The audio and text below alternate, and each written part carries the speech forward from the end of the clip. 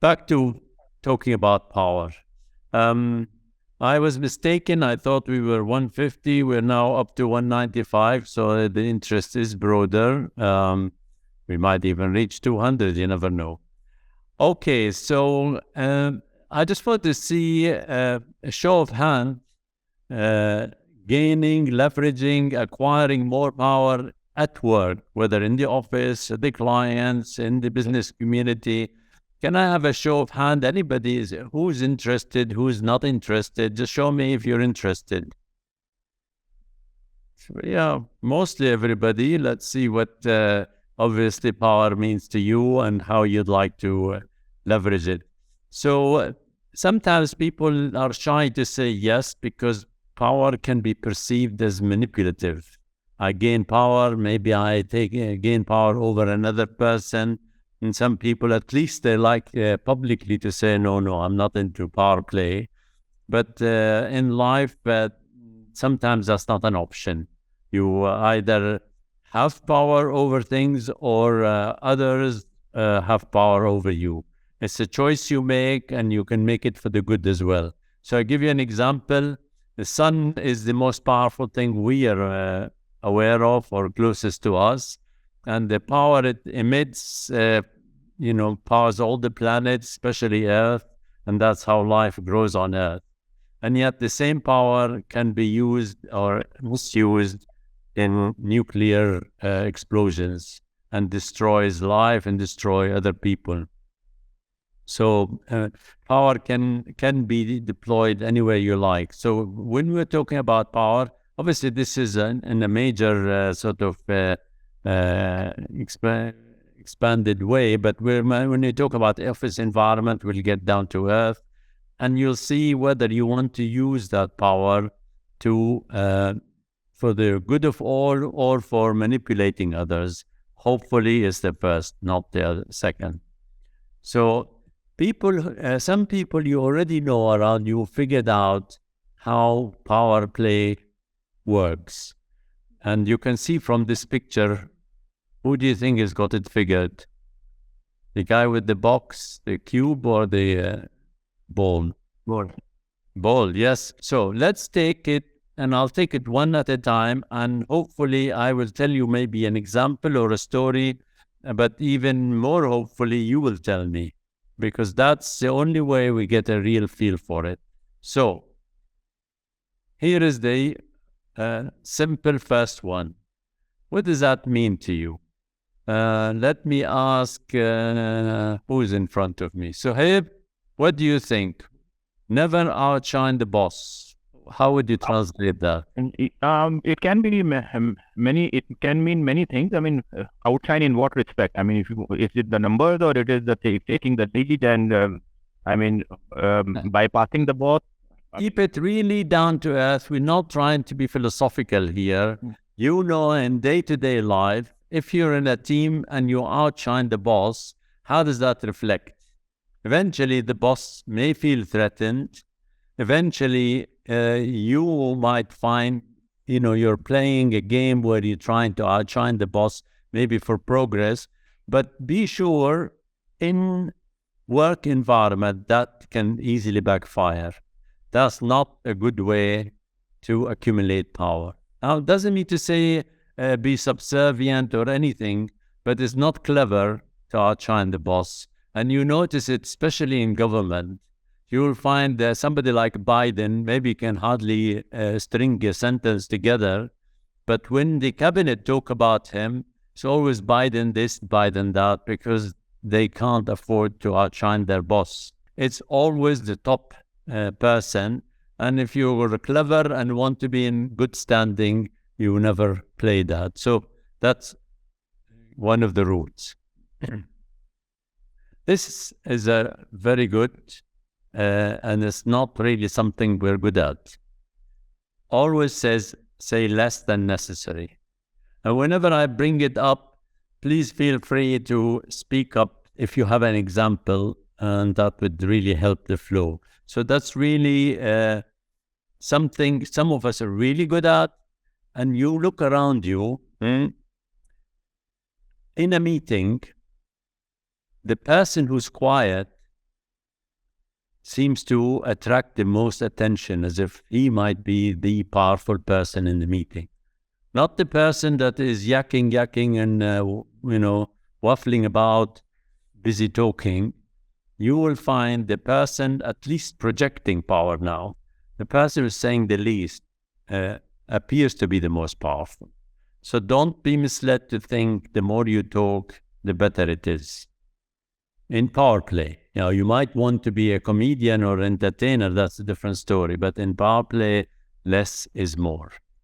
Anybody notice this in meetings, in day-to-day life? Do you already apply such a thing, or it's not something you subscribe to? Actually, we see when people talk too much, they show lack of confidence. When they say a few words, they show more confidence. True, very true. Good. Okay, we go to the next one.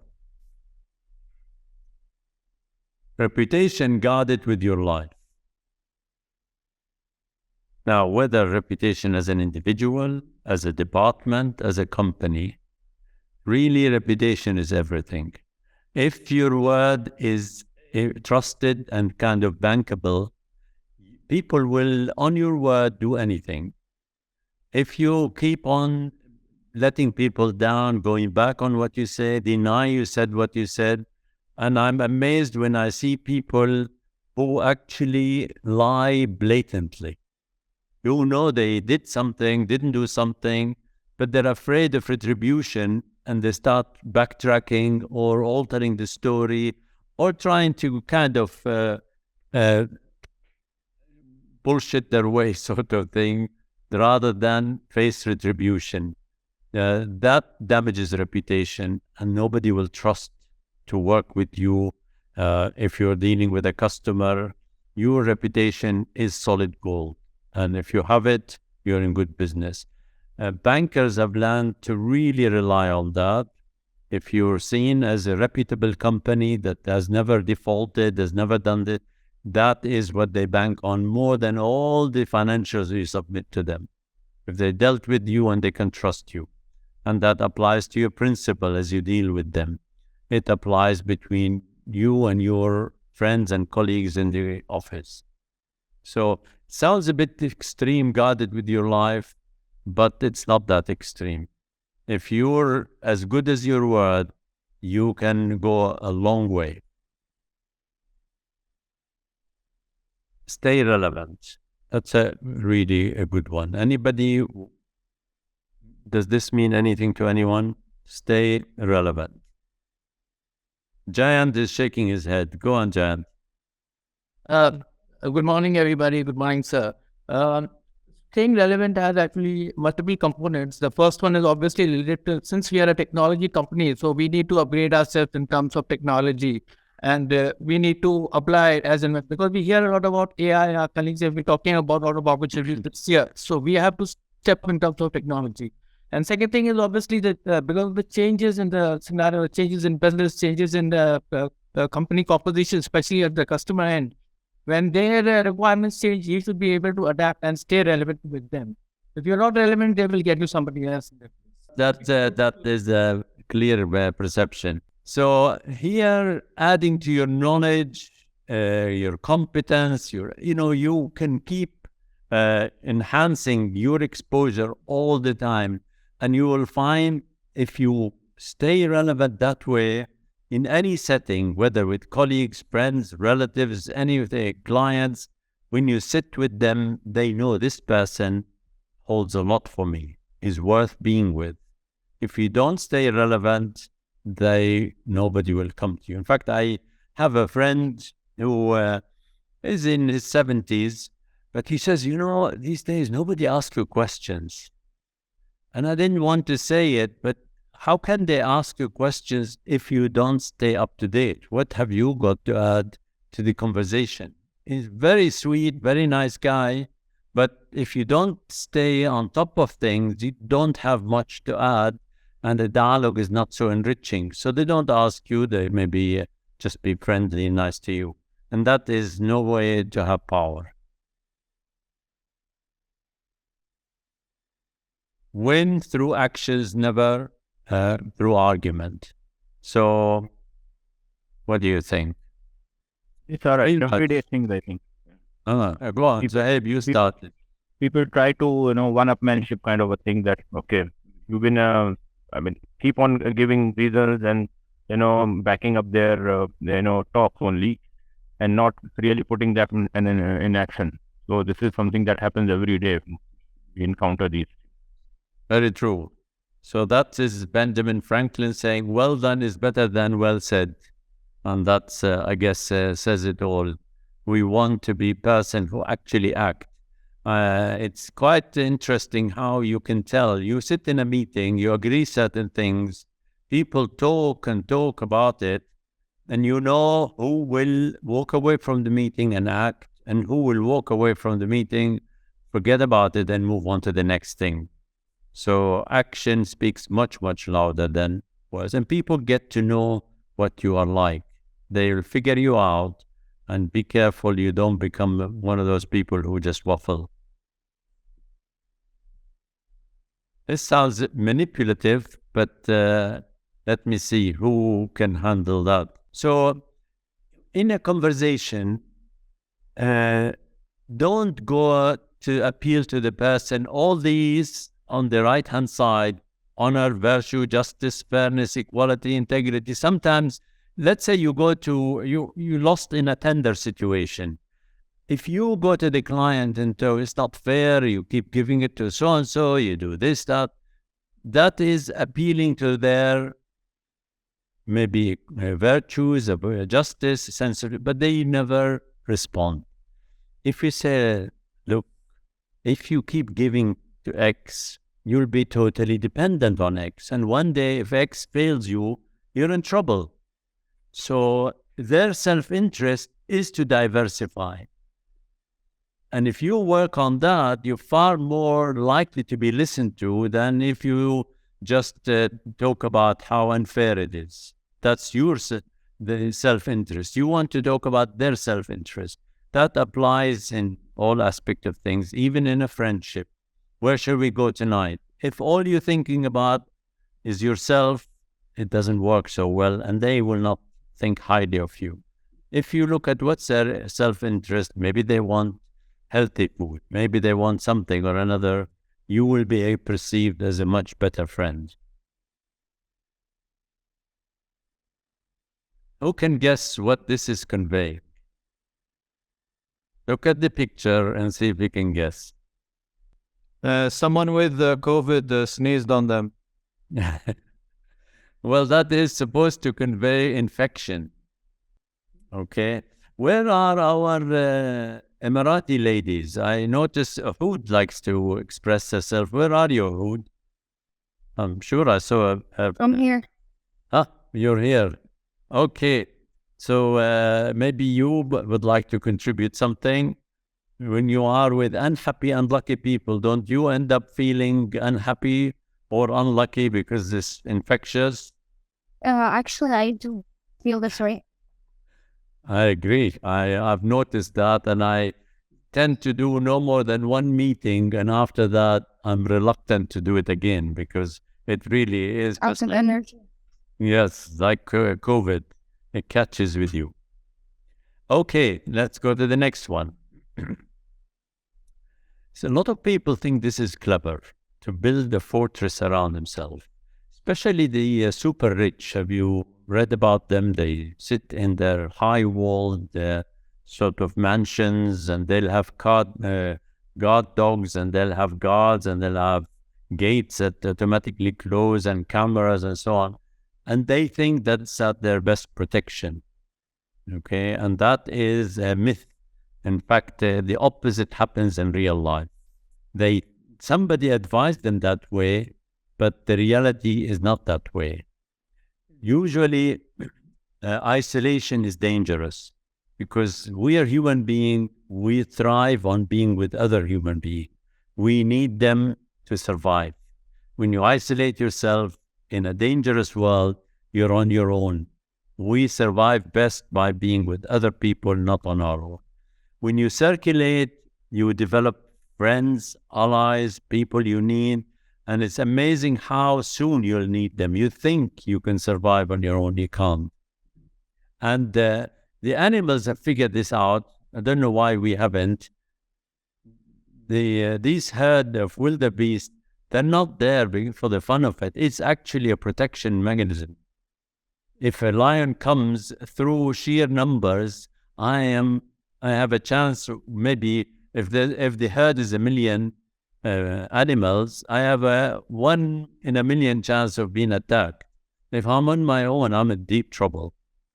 Okay, and then they did the study on the super rich, and I'm talking about the mega rich who buy a passport in New Zealand and they have their own places. So look at this. I don't know if she's a super rich lady or she's the guard, but they have a bunker like this, and it's below ground, multi-story, which in case World War III breaks out or apocalyptic situation develop, they think they can go in their bunkers and they can survive. Who can fault this logic? They might get very depressed while in the bunker. Okay, let me tell you just one perspective for you to consider. Let's say there's a really, even a virus that wipes out most of humanity, and you go to your bunker, it's ventilated, etc. First thing that happens when there is very little humanity left, do you think the currency, the cash you carry, has any value? Because there's nobody to give it to. Nobody's interested. There's maybe hardly any food because there's no production, no farming, nothing. And usually you pay your guards who protect you from others who are trying to come and maybe steal your food, or what do you pay your guards with? The money that has become worthless. Do they have motivation to stay and guard you? Or they're going to think, what do I care about him?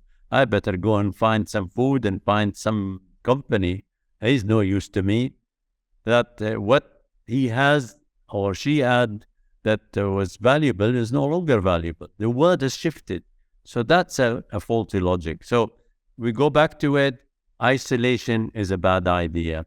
And you have that even in the office. Make sure you don't think, I don't need anybody else. I can succeed on my own. Okay. Now we think presence is actually a good thing. This says absence increases value and respect. How would you apply that? I mean, in real life, I'll give you an example. We have that problem in Jordan often. You see this mountain of tomatoes?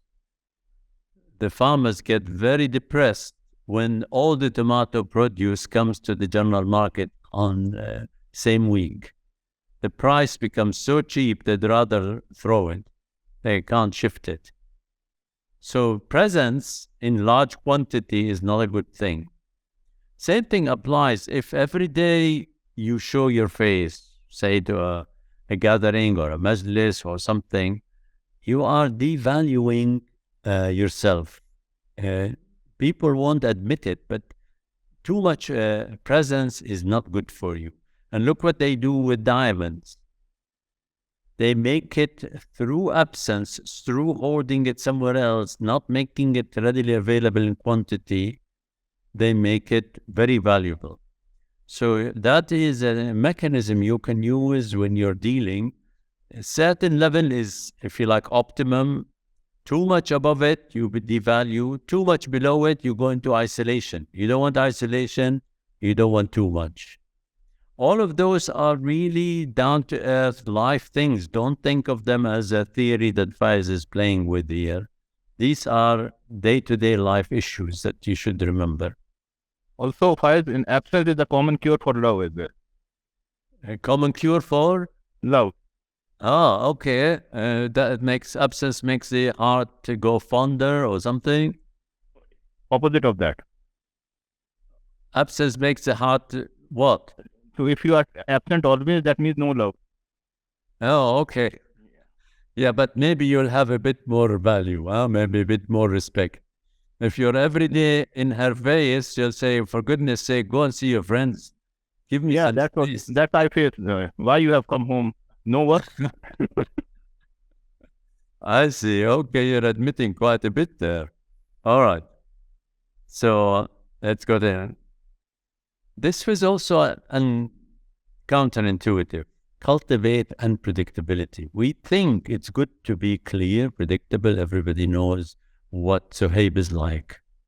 What do you think? And remember, we're only talking about our play in the work environment, in the social environment. We're not talking about anything else. So in that environment, why would you want to cultivate unpredictability? If something comes to you, Sajeev, you're shaking your head. Come on, what have you got in mind? Faiz, sorry to pick you as an example. This is something that I have learned from you. Sorry for that, but this unpredictability actually that keeps when we come to you for multiple opinions and suggestions, it's very hard to predict what your response and how you think, and that makes all of us more thoughtful, make more do more homework, and be prepared when we come to you with a suggestion. And that's really, really effective. When you are predictable, it's easy to manage your boss or your colleague or whoever. Well, I'll take that as a compliment, but I assure you there's no manipulation there. But I have seen with this predictability how it works. And I'll give you an example, and I'm sure you've seen it. I know, and I don't want to mention names, say whether it's in our board or shareholders or even staff, I know with clear, if you like, predictability, you raise a subject. Some people, they raise it, you discuss it, and take no action and try it. You will find a day, 2, a week, they've moved on. They forgot all about it. And it's easier, rather than argue it, is acknowledge, listen, and just leave it alone. You will find it just disappears on its own. They're predictable in their lack of follow-on. And those who are unpredictable, you have to be careful. You don't know. 1 minute, they maybe let it go. Next minute, they're like a dog with a bone. They never let it go, and they're on your case and phoning and updating and so on. So that really does make a big difference if you're unpredictable. And keeping people in suspense, again, is very useful for power play, for making you or increasing your value, keeping the suspense there. And when you're predictable, they have the control. When you're unpredictable, you turn the table and suddenly they don't know where to go with it. And it actually enhances your power position. This one, all of you will know. Do not offend the wrong person. Looking at that picture, looking at the statement, who can say something about that? Good morning, Faiz. Morning. Sometimes the PA of the CEO has more power than the CEO itself because she controls his schedule and prioritizes for him. Yeah, you got it. I guess KD is always trying to have appointments and see people. And believe me, a secretary can totally influence her boss. The way she puts your message across, the way she, vote for you in a subtle way, you know if she's positive about the visitor, the person who asking for the decision or a favor. So if you offend that person, whether it's a coordinator, whatever you want to call them, you will pay a heavy price. They become the guards, or if you like, the gatekeepers, and you will either never get an appointment, or even when you do get it, it's very brief and very, just cordial, but no benefit. So be very careful who you offend, and don't think, it's only so-and-so, or he's only so-and-so, and move on. It doesn't work. Now, we've covered quite a few. I can go on for another hour because life has so many facets.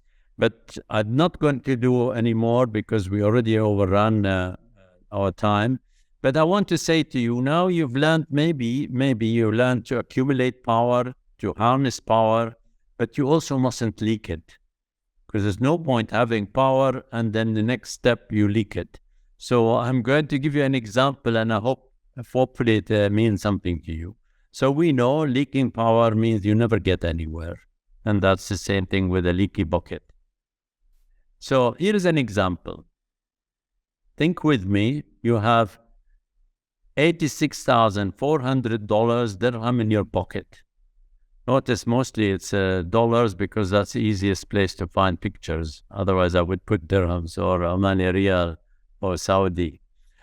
So try and imagine that you have that in your pocket. And then suddenly a thief snatches $10 out of your $86,400. He snatches 10 and runs away.